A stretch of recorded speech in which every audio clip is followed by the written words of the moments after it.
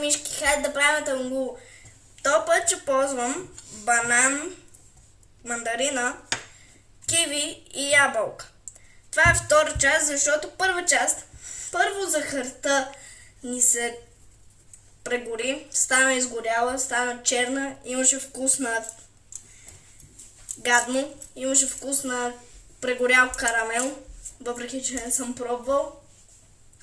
Много ми хареса. Този път мама ще ми направи сместа за тангулото, защото тя знае как. И аз сега ще се върна, като си нарежа ябълката и кивито.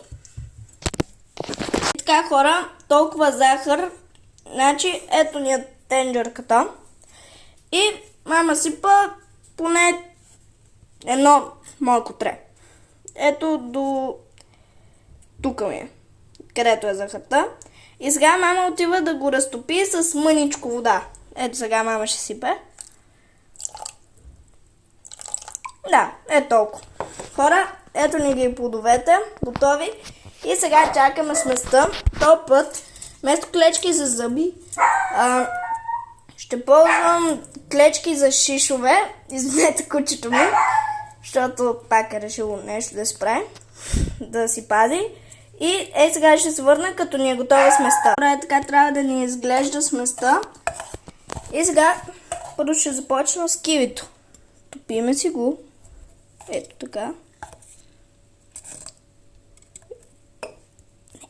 Не. Хоп. Сега го топиме в студената ни вода. Ето така. И мисля, че е готово. Сега си взимаме ябълката.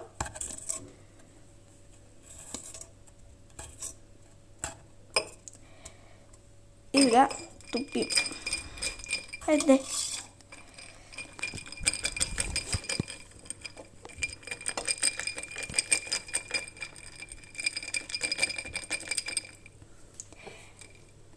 Ето така, да сипаме още водичка.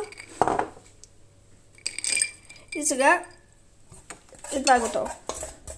Вземаме си още едно.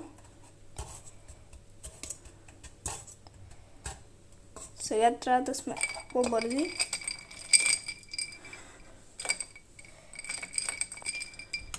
И сега си вземаме ето ни е мандаринката. И тук вече стана на сироп.